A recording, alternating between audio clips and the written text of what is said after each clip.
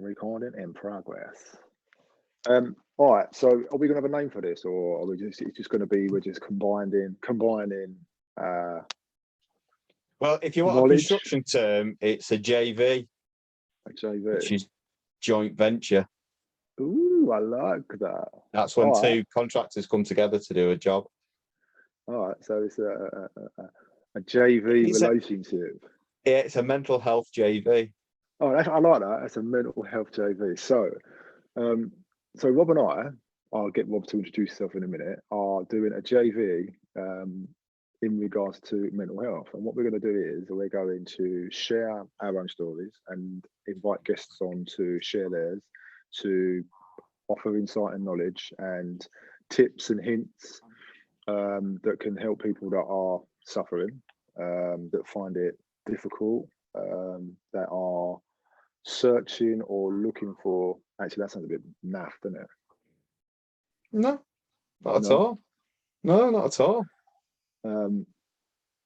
Yeah, I mean, we're looking to start a series that people can come to and get little nuggets of information and take that away with them, and then they can expand on the information that we give them.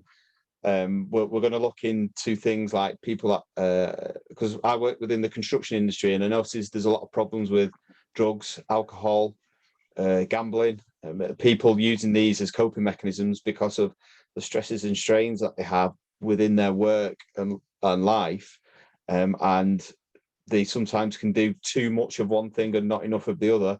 And if we can give people just a little push in the right direction to reevaluate and rethink about what choices that they're making in their lives, and off the back of that, we can then point them to say, look, this is what might work for you. You can get the information from here, and take it from there. And then we can step it up a level again, because with Lee's skill set, with his life coaching, he can then give you tips and tricks on what he does with his clients, and he can take it away. And then if you want to step it up again and take it further, you can always contact Lee, and you can arrange a one-to-one session with him, and he could set out plans and help you get your life back on track if you want it back on track, or to step up your game. If you feel like you're plateauing and you're stuck in a certain level of your life, and you want to elevate it and do something better, because that's what he's done for me. We connected 8-9 months ago, and Lee is a constant there for me. He helps me constantly. He elevates me. He reassures me. He makes me accountable for myself. And I can go back and forth with ideas, and you can go, yeah, that's great. No, that's shit. And it's open and honest conversations that we have. And it really, really, really does make a difference in your life if you want to make that next step in your life. Yeah, I just adding on to the back of that, it's true. I think it just started with a conversation, and I have conversations with quite a few men that are at a certain point in their lives where they feel they're procrastinating on stuff, they have no purpose, they've got no direction, they feel quite helpless, they're losing their identities, they don't kind of know which way to go, they're kind of stuck on the roundabout of life, and they're not too sure what exit to take.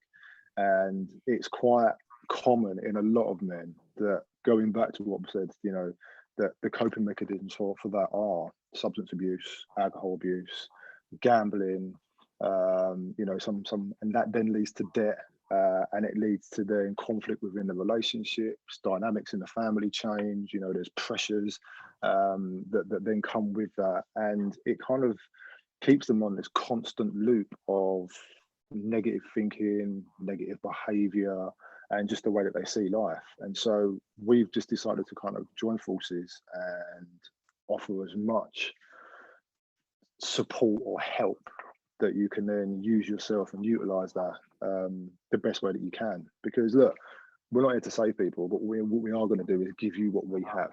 And if you tell us what you need, then we can go away and then connect with the people that can give us that information, and then we can pass it to you. And slowly it will filter out, and we can all kind of start to help each other, because then someone else will know someone else that needs something, and then so on and so forth. And it just kind of goes away that way.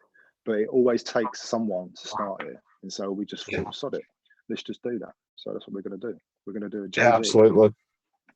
We're gonna have a JV, and then we're also going to get, like Lee's just said, we'll get specialists within those areas to come on and give a little bit more information than what me and Lee have, and hopefully something will resonate with you, which you can then go on and move forward in your life with. Yeah, and also, you know, if we're asking you for stuff, then it's only fair that we share stuff. You know, there's lots of stuff in my life that I'm happy to share with, because I've learned from those. And I kind of use that within my coaching practice anyway, because in order for me to understand people, I need to know how it feels. And so I always refer back to my past and how I dealt with situations. Not to say that they do it the same way, but it's just giving that a little bit more insight. And so I'm more than happy to share kind of where I've come from and how I got here. You know, it's not a secret, but there are a few skeletons in the closet, so be careful what you ask for. Hide and seek champion.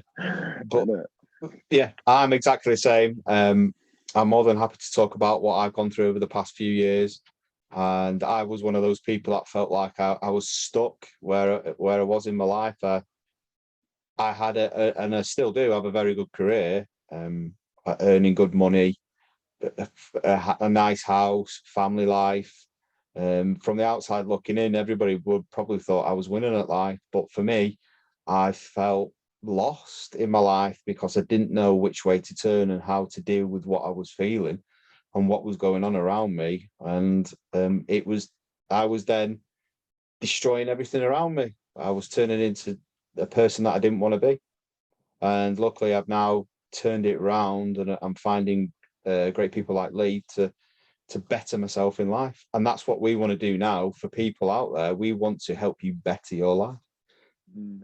So here's the thing, right, is the fact that as much as we encourage men to talk, excuse me, we know how difficult it is. Even when you're really, really shitty and feeling down. Now, I know I've been there myself. The last thing I want to do is ask for help, because my ego is telling me, what the fuck are you asking for help for? My insight is telling me, well, if you do that, then, you know, they're just going to help you because you're feeling vulnerable. So then what you do is you retreat back into yourself. And it's when you're in that by yourself that the information that you gather from us will help you. Because when you slightly come out of that, then you can go, you know what, mate, I was feeling this the other day. Because then you find the courage to do it. But when you're in it, it's hard. So as much tools and information as we can give you, that when you're feeling in that, the more it's going to help you. You know, because that's when it's the hardest, is when you're in it and, you know, the chaos ensues. You know, it really does. And sometimes you don't realize you're in it till somebody gives you the outsider view looking in. And also, just to caveat this, right, we're not going to tidy this YouTube thingy up. We're not going to make it all like, you know, okay, look at this, this is wicked. It's going to be real. I mean, there's a bit at the beginning that I was going to cut out, but I'm going to leave it in because it's just showing you just how normal and down to earth we are. We're far from perfect, you know, like so far that you can't even see it at the distance. But that's the beauty of it, because we're just like you know, we're just like you. We have our own issues, we have our own problems, you know. We don't know what's coming for us. We don't know what's coming in our direction, but all we can do is just make sure that we've got the correct kind of frame of mind for it and a good support network. And that's what it's all about. Yeah. Absolutely, 100%. That's all it is, and it's just the way that we are. We want to help and be open and honest and as much as possible with everybody, and we're more than happy to talk about it. So, Rob, what do you do for a living? Well, I'm an actual bricklayer. I work within the construction industry, and I've now moved away from the big commercial sites that I used to work on. I was a project manager on big commercial brickwork sites. I'm now concentrating on the mental health within the construction industry. Off the back of that, I've set up a podcast called the MYHPodcast, Mind Your Head podcast, to help people within the industry understand and know that there is help out there and where to get it, and give stories of hope of people that are within the construction industry have had their own mental health journey. They come on the podcast and they tell people their life experience and lived experience, and they can relate back to everybody and make them realize that I was in this horrendous place and I'm now here and I did this and this is how I did it. And it's all about giving information, knowledge, messages of hope, and just spreading awareness, that letting people know that there is help out there. You are absolutely not alone in this. And no matter how dark and terrible it feels, it always gets better with the help of others. Yeah, it really does. It really does. I mean, like, as he said before, you know, there's been times I've called him up and gone to him, look, what the fuck? Like, I just need you to listen to me for a second. Because sometimes it isn't about solving someone's problem. Yeah. It's just giving someone some space. Because we don't need people to solve all their problems. We just need people to listen. Because once we get it out of ourselves, not only does it release all the pressure and the feelings of overwhelmingness, but it allows us to make sense of it. Because it's even more difficult to make sense of something that's within, because we've got nothing to refer it to, we've got nothing to compare it to. You know, we've only got our own mind and our own thought that's giving us answers, and they're sometimes the wrong ones. When we say something out loud, it just allows us to breathe, and it takes that weight off our shoulders. Do you know what I mean? And it's people like Rob and myself really that kind of understand that, because we've been there. You know, we have been there. If we need, or if you need more support, then we can signpost you to the correct services and give you the correct support that you need. You know, but all we're doing is we're just giving you our wisdom that we've collected and collated and are going to pass to you. We're just there to spread the word, break the stigma, and make it more easier for men to really kind of talk about how they're feeling. And it'd be great if you could come along with us on this journey and interact, like, share, subscribe, and send the videos out to anybody you feel that might need it. You might not know how to have the conversation with them, but you could send them a clip of our video and say, oh, I've been watching this, what do you think of this? And that might be enough to give that person a prompt to do something about it, or start speaking openly and honestly about how they're feeling. Or it might give them the courage to speak to you about it. So it'd be great if you could come along with us. You can follow us on all the socials. I'm at MYHPodcast, and Lee's at LeeAnderson Coaching. And I'm really looking forward to this JV that we're doing, and I hope people can come along with us and join in. Yeah, you know, that's what it's all about, mate. It's connection. That's how me and Rob and I met. We connected. I done a live. He asked to come on it. We got a live, and we've just struck up this kind of this relationship. You know what I mean? Like, I count him as one of my good friends now. We talk every single day, just exchanging crap, having funnies, having a giggle. You know, just asking how each other is, and that's really important. You know, it's really important. That's really important to me, because it's just the simple things of knowing that there's somebody there that you can just check into. And just go, all right, how you doing? And it'll be like, yeah. Or like, you know, Rob said to me the other day, he was going to Lidl's to have a poo. Like, I didn't need to know that, but it was funny. You know, it's not as if I was actually there with him, but it's just that kind of that you know, that engagement and that exchange. And sometimes that's all we need, you know, and that's how friendships and romances blossom. It's literally just by going, all right, I've seen your post, or I've seen your podcast, or I've checked out your website, and you know, there's always something that someone says. It doesn't have to be too big or too small. It could be just one sentence that someone says, and it connects. And this is what this is all about. It's just connecting.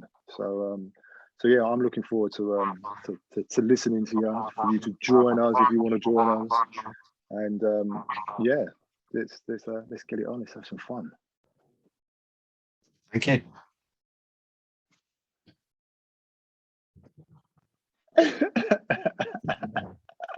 Shall I stop it now? It's up to you, mate. We can keep going if there's any nuggets of gold that are going to come out in a minute. Do you know what? Right. The funny thing is I don't know about you, but whenever I do a podcast, once I press stop, it's almost like I'm like, right, and then you kind of go back into like Limo. Yeah, really. You just you know, you start chatting, and some of the best stuff comes out after that.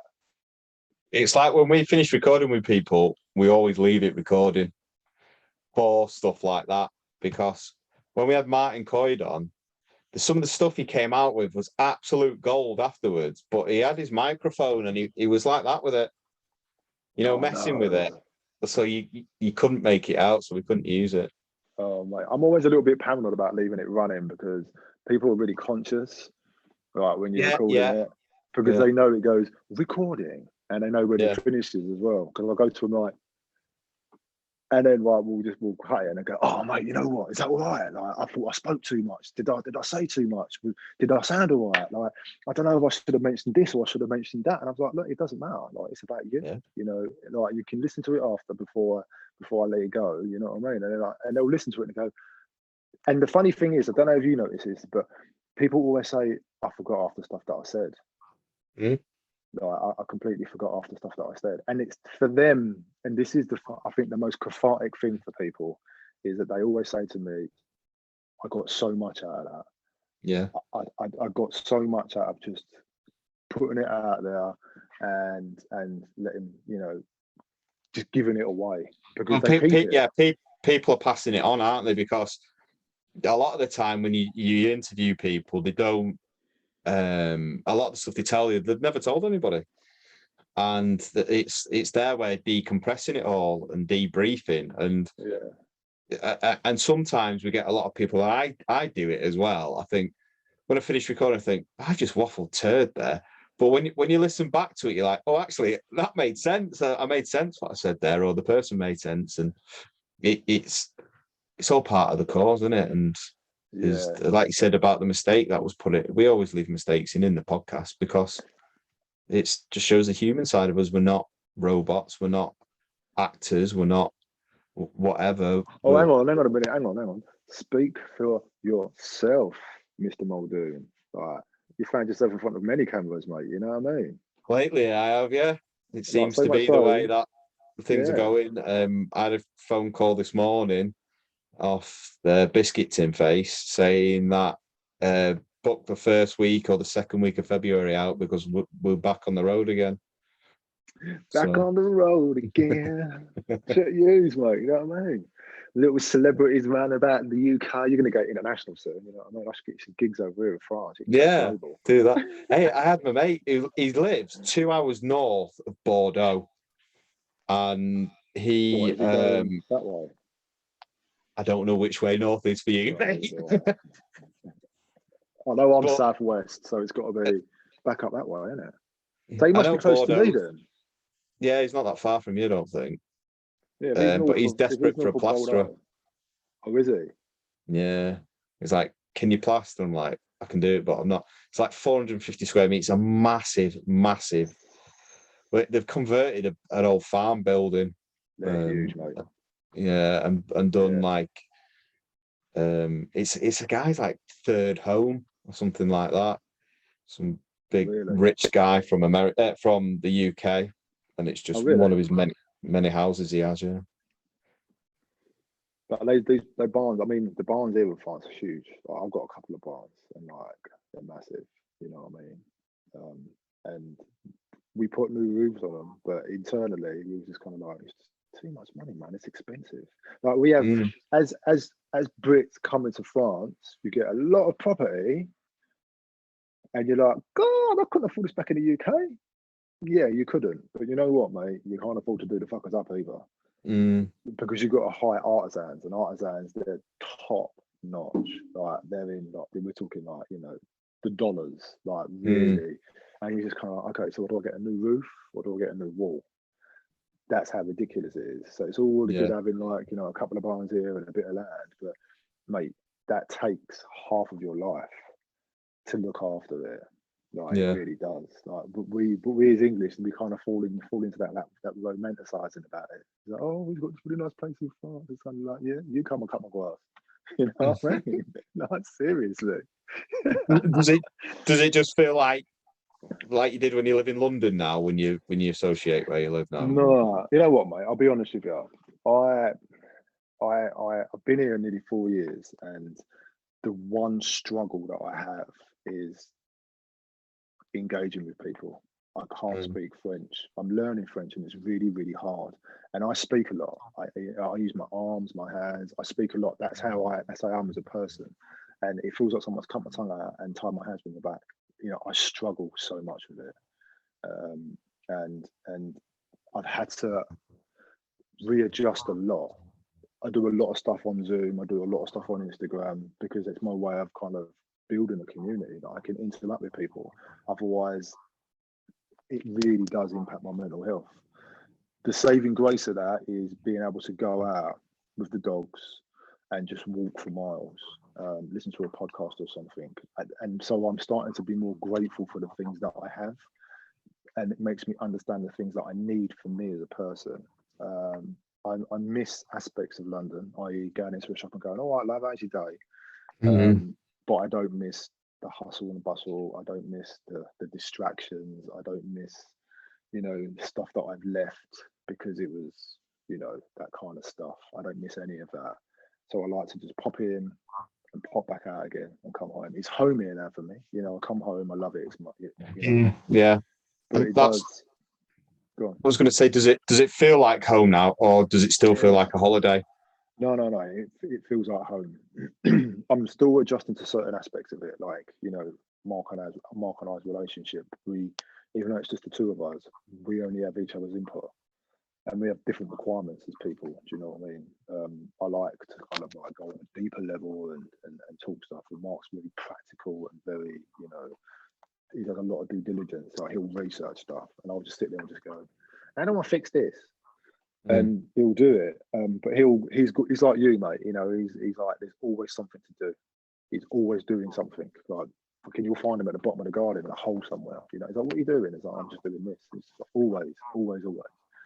So our personalities are so different, which works in some aspects, but in other aspects, we both need more, and only other people can kind of facilitate that. But what it does is it helps you realize, it shows you depths and just how multifaceted we are, and how our needs are so different. Because when we're in a really condensed space, we all tend to do the same things as other people because it's easy. Do you know what I mean? Because it's there. But when you're not, you have to think a bit more, and then you start thinking about, well, actually, what do I need? What do I like?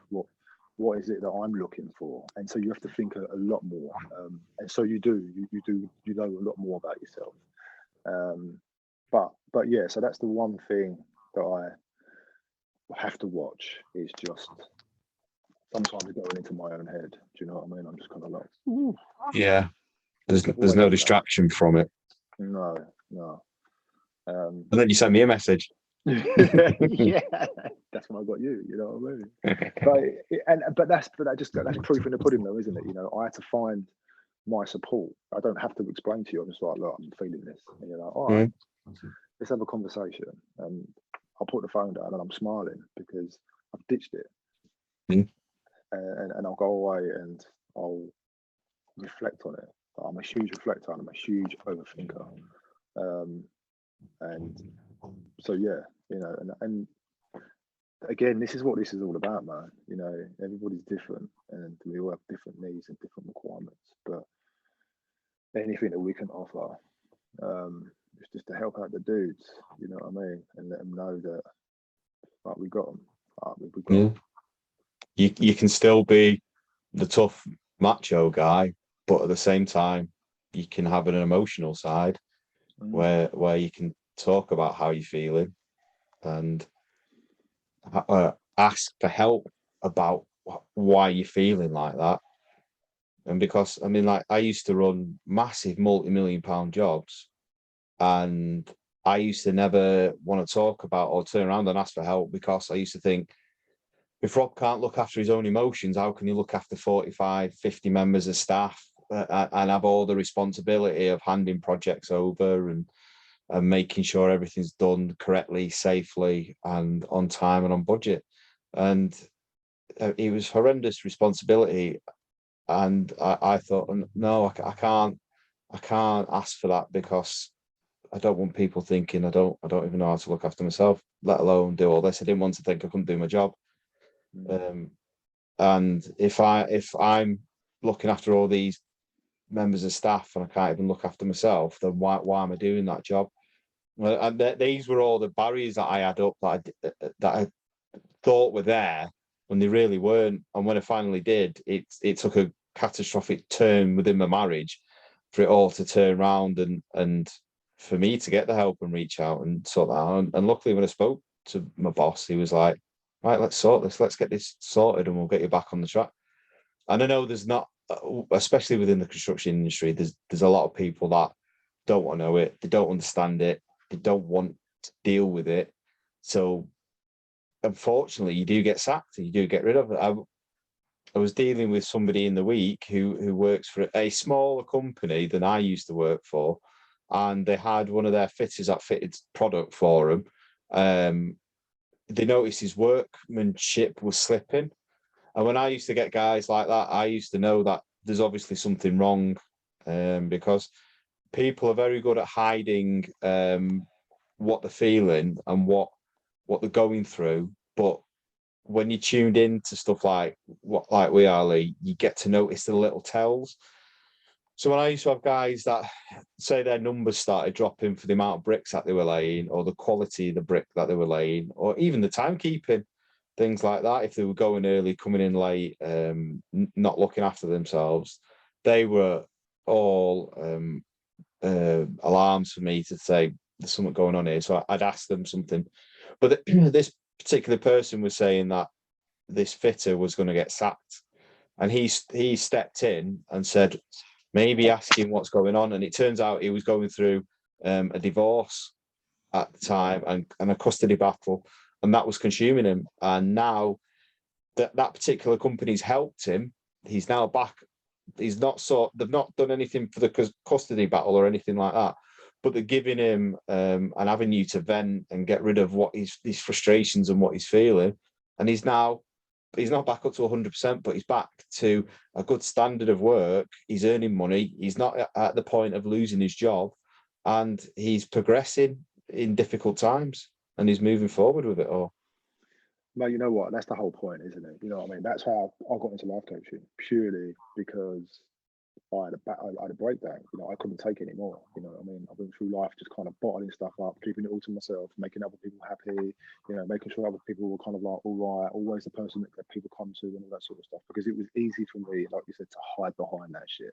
Because how could I tell somebody that I was struggling when I'm helping other people?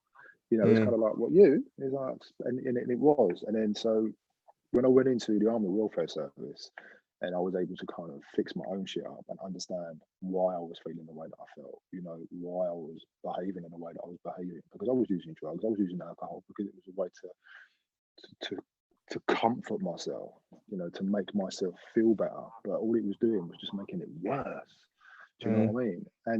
And so, you know, I remember when I went into it, I remember my first ever client, and my senior was dealing with his wife, and she told me his story. So I was armed with this information, and I just went in there and kind of with the really bad attitude, like with the wrong attitude towards this guy. And I remember I had to phone him up and say to him, I'm really sorry. I'm really sorry for the way that I approached you within that session, because I'd gone with a really biased view on him, because I knew information in him already, but I didn't know his story. I didn't know why he was the way that he was. All I knew was what he did. Do you know what I mean? And that was wrong. And since that day, you know, I've taken everybody at face value, you know, as in like, okay, I see you, I hear you, tell me about you. Do you know what I mean? And it's easier for me to have a more objective view on somebody, because they're not telling me everything that's going on. They're just telling me what's going on right now. And we had a conversation about like primary, like presenting and secondary issues. And a lot of people that present, i.e. drugs, alcohol, gambling, is the byproduct of what the real problem is. And it's only when you sit down and go, what's going on? What are you doing here? You know what I mean? Like, why do you need me? You know, what is the conversation going to be about? And they're like, and it takes probably about half an hour to just have a conversation about anything other than the problem itself. Because it allows me time then to take information away from that. Because it's amazing what people tell you without realizing what they're saying. Yeah, I mean? Yeah. And if you tap into that, and then what you do is you relate it back, you make it relatable, and then people will then tell you a bit more, and they'll tell you a bit more, and they'll open up more. And it isn't about, it's about me finding information about them that I can then help them get to the root of their problem. And it is. I mean, I love what I do. I can't unlearn what I know, but I love what I do, because I now understand that how powerful it is to help somebody help themselves. You know, if you give somebody a fishing rod and teach them how to fish, they're going to survive. Do you know what I mean? They really are. But if you take them out and you fish and you catch a fish for them, they're always going to rely on you. You know, my job as a life coach is to give you the information and the knowledge and the tools to go and, you know, fend for yourself and to solve your problems. And, you know, and that's what I love about it. You know, I love that. It's just the same thing with you, man. You know, you build a house to last, don't you? Do you know what I mean? Yeah. You build the foundations and they build themselves up. They fill it, mate. They fill it and make their own. You know what I mean? You give them the tools. See how many construction boxes we can get in.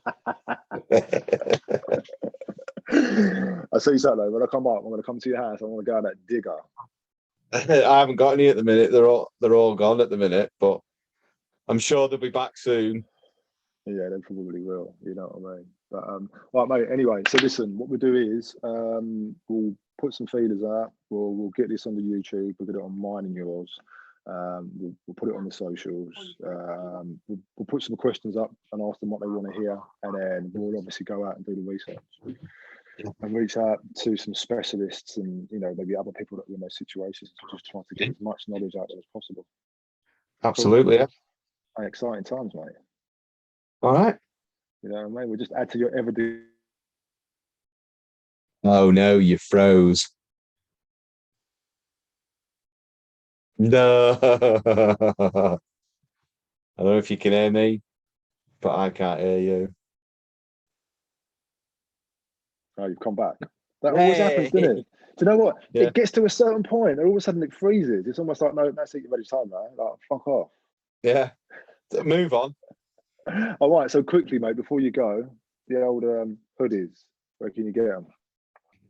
I can, if you let us know, we managed to find a supplier in Macclesfield that'll do them as and when we need them. So we've just put an order in yesterday for 4. And then somebody's messaged me today saying they want one, so that's another one to go out. And it's about a week's turnaround for them, and then we get them and I post them out. But like I say, I'm down in London on the 9th and the 11th. So even if you're not around, I can go and drop it somewhere, can't I? Because I know you're coming back. Yeah, I'm not talking about for me, man. I'm talking about for people who are going to watch this. Oh, right. You.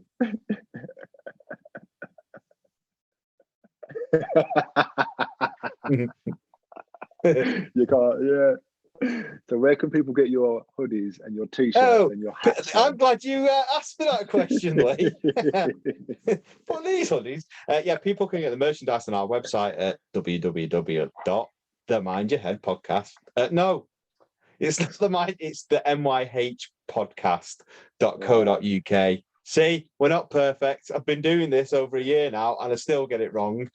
And your podcast is called what? The MYH podcast, the Mind Your Head podcast. And I also have a podcast called the Struggling Mind podcast. So you can check that out on Apple. You can check it out on Google. You can check it out on Spotify. So go and give it some love. Give them both some love. Like them, review them, share them. Let your mates know about them. And obviously the YouTube channel will be fantastic if we can get as much back in as possible. You know, because we're doing it in our spare time, but we're doing it for you. And so, you know, any interaction, any engagement would be brilliant. And you can find me at LeeAnderson Coaching, and you can find my website at www.leeandersoncoaching.com. See, you're a pro at it. I'm not. I get it wrong all the time. You know, the thing is, right, is that Mark keeps saying to me, "Why don't you even mention your website?" And I'm like, "Oh, I can't do that." He's like, "Where are they going to find you?" And I'm like, "I know, but it just sounds like I'm trying to sell something." It's like they're not. They're just showing people what you do, and I'm just kind of like, "Oh, I'm not." Marketing myself is hard. Mm-hmm. I deal with people. I talk to people on that. So going like, "Oh, do you want to like, you know, some of my service?" It's hard. It's hard to do that, but you have to do it when you run your own business. You know, you really do. It's one of those funny things that I'll get over at some point. You know what I mean? Oh, anyway, yes. So Black Friday, 60% off of my 9-week coaching program. I'm getting some good traction on that, so I might even extend it beyond the Black Friday. Oh, good. But you know what I mean. But yeah, so yeah, go and check it out. And if not, mate, our DMs are open, and I offer a free consultation as well. You know what I mean. There you go. Other than What that, more? What more do you want? I feel really wanky saying that. It's difficult. I hate telling people to like, share, and subscribe, but I know. you've got to, because we need everybody's help. Yeah, it's true. It is true. You know what I mean? And people will do what they want to do anyway. But if you don't know, you know, so you have to let them know. But Rob, what you got for your tea, Dave? I don't know. I think it's pizza. I think. What are you having? I don't know. Yeah, he hasn't said yet. I've asked him. He said he hasn't decided. So whatever the chef cooks, you know what I mean. But anyway, mate, listen. It's always good to see your face. Yeah, I will and you too. again a bit later on. What I'm going to do is I'm going to let them send me this. I'll have a look at it and we'll just bang it up. Yeah. I think the normal that it is, I think we'll just see how it is. Yeah, bells and whistles. You know, what do you reckon? I'd go for the raw product. It's just as well because this is still running. Right, mate, I'm gonna go. I'll speak to you in a bit. All right, I'll smell you later, and enjoy your evening. Mate. Adios. Bye.